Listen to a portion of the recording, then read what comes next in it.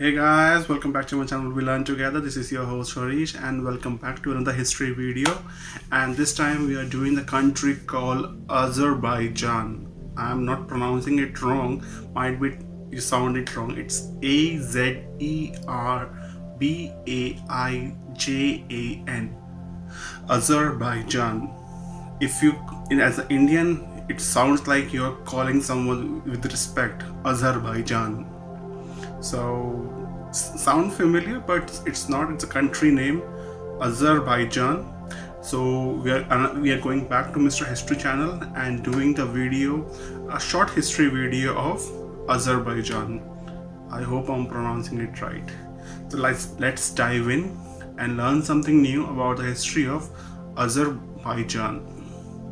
Hello everyone, and welcome to Mr.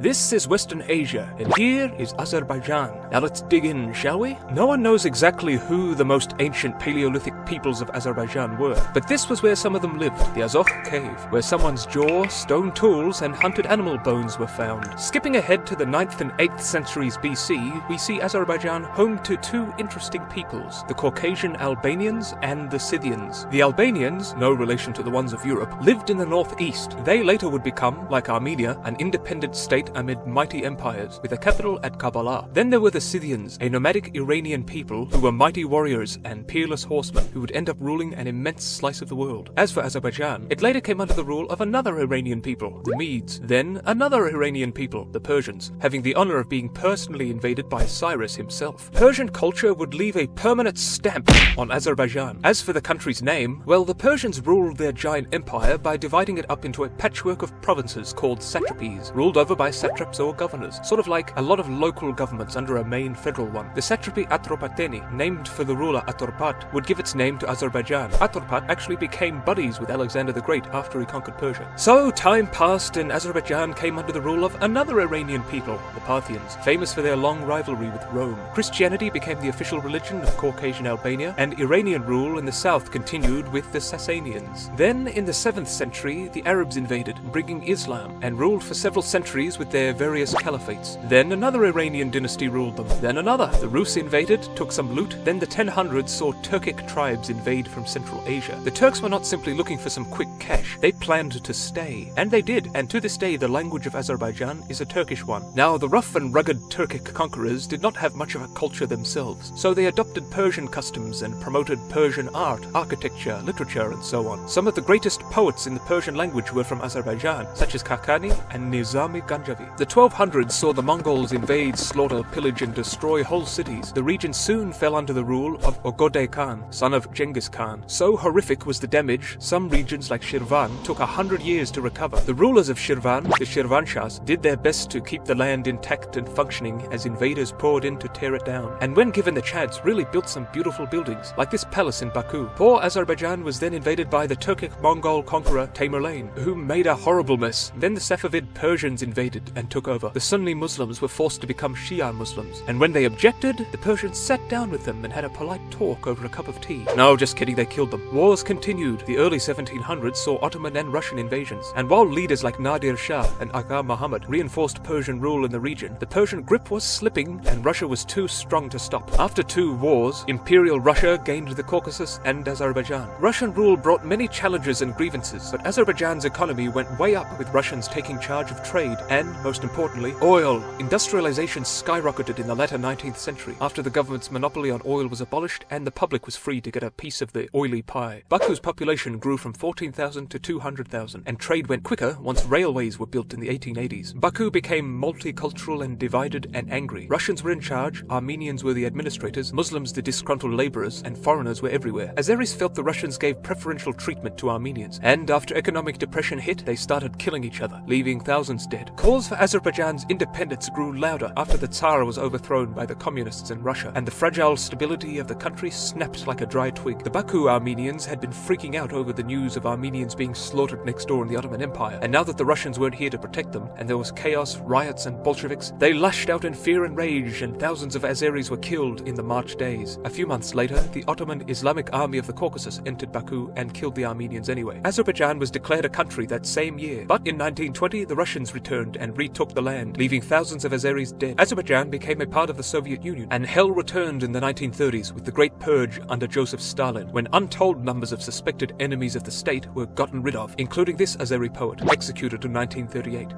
But Stalin most likely never could have stopped Hitler without Azerbaijan, as the bulk of Soviet oil came from Azerbaijan, not to mention the 400,000 Azeris who died fighting for the Soviets in World War II. Economic hardship came in the 1960s when Soviet oil industries moved elsewhere. Conflict with Armenians resumed, especially over the region Nagorno-Karabakh, which was and is majority Armenian, which occurred soon after Azerbaijan's independence in 1991. Things started improving under Heydar Aliyev's presidency, but corruption was rife, and that's saying a lot, as nothing is naturally as corrupt as politics. His son, Ilham Aliyev, took power after him. In 2009, the constitution was changed to get rid of term limits and end freedom of the press. So basically now he could rule as long as he wanted, and there was nothing you could say about it. Have Azeris protested this dictator? Yes, and now they're in prison. We weren't told this when Azerbaijan hosted Eurovision. So this was the sad story of Azerbaijan, which really has made immense improvements and advancements. But beneath the glitter of its sparkling capital simmer serious problems. We hope for good things for Azeris in the future, and for their beautiful country to receive leaders who are worthy of it. But for now, bye-bye. That's it for the video, guys. I hope you have learned something new about Azerbaijan country. No country is perfect. Not from the beginning, not till the end. There are always still chance for improvement.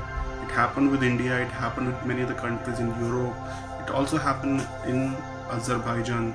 But there are still laws that need to be changed and make it democratic for the public.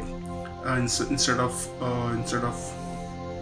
what's the word we use, single ruler, dictator. Instead of dictatorship, it should be a democratic country. Then only they could grow, blossom, and cherish their culture. In the video, they have shown us the infrastructure they have made in 19th century, and this is quite beautiful and still growing. But there are certain problems that need to be addressed, that need to be taken care of. But apart for the history concern, there is so much thing that we learn about the Azerbaijan country, and I hope this is something new that you have learned today. If you like this video, don't forget to hit the like button, subscribe to my channel, and share your feedback in the comment section below. Till next time, peace out.